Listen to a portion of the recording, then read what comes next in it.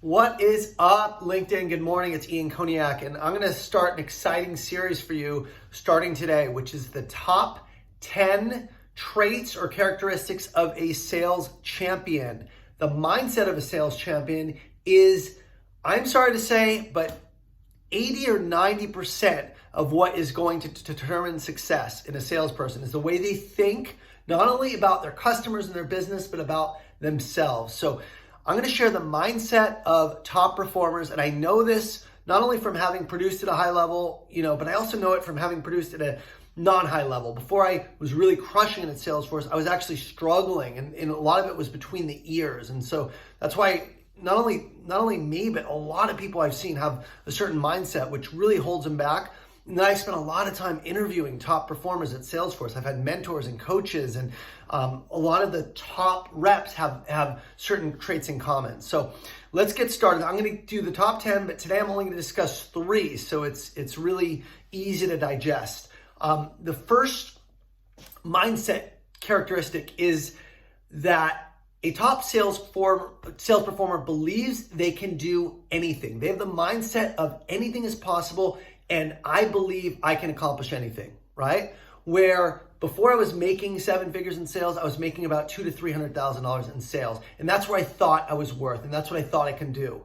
Once I hit 7 figures, then I knew I could do that. And then now that's become my standard for performance. And is like it or not, your past history determines what you think you're capable of. So in order to believe you're capable of something, you must first do that thing. So it doesn't just go for sales. If I want to believe I can lose weight, if I want to believe I can be a good husband or father, I need to first be a good husband or father. So set a goal that you know you can do and achieve that goal first before you set a goal that's unattainable. Because if you don't hit your goals, your identity is going to be shifted in someone who believes that they're not capable of hitting their goals or believes they don't follow through. So in order to extend your belief, you actually must first commit to something that you know you can do and get yourself confident that you can do it, and then continue to make those goals bigger.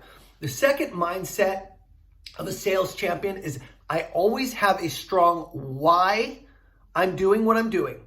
Know your why and evolve that why every single year, because the reason you started out in sales is not the same reason that you're staying in sales today. And don't just say, because I want to make a lot of money. That's so generic. Money itself is not a motivator. It's what you can do with the money that makes it impactful. So for me, I started in sales. I was originally a teacher in Venezuela. I lived in South America, and I had I was in love when I was there. And unfortunately, when my visa expired, I had to go back to the US. And the only way I was going to continue that relationship is if I put my girlfriend at the time through college and brought her here from the US. So at 23 years old, I had no money, and I had to make, over $60,000. And this is 20 years ago, but my first year with no experience, I was only a teacher, and would have to make at least $60,000 to be able to save enough money to bring her here, put her through college, and support us both living together. That's a lot of pressure. But if I didn't do that,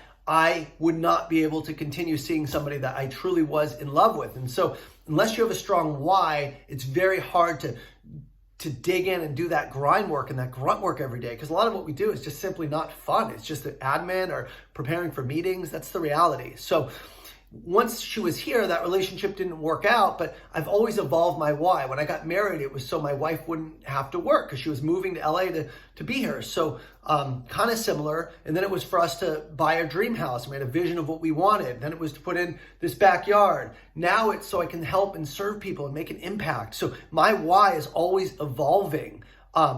And by the way, one of my whys a few years ago, my biggest year, was I needed to prove myself I can do it. I think there's a ton of pain when you don't believe in yourself and when you know you're capable of performing at a level and you haven't been putting in the effort that you know you're capable of. I think there's a big disconnect in human nature when you believe you're here, but you know you're not, your effort's here. And it's like, until we put our all into something, if we put our all and we fail, then so be it. Maybe it wasn't meant to be. Most of the time, we know it's going to take this much to get up here, but we're only willing to do this much. And that's a big source of pain. So, having a strong why and refining it.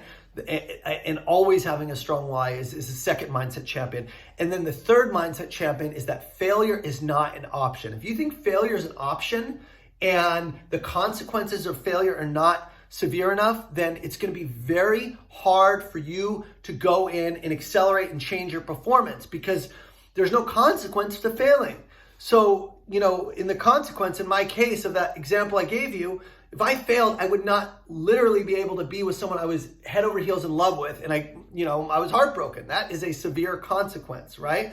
If I didn't have enough money to buy the house by the beach that we live in now, you know what? My wife wouldn't want to stay in LA because we were in a place that she wasn't happy with. And we wanted, we had our baby at the time, and we really wanted to have space and have a yard and, all this stuff coming to fruition. And my consequence of not fulfilling my purpose on this life, of not serving and helping people, is, in my mind, I'm not doing what God wants me to be doing, which is serving. So the bigger your why, the easier it is to self-motivate, and the bigger your consequence, the more you don't have to think about that grind work. It's just part of what you're doing every day. So I want to share that with you. Again, number one, believe you can do anything. Number two, I always have a strong why and I refine it as needed. And number three, failure is not an option. I'll be back next week. We'll get to 4, 5, and 6. Have an awesome day.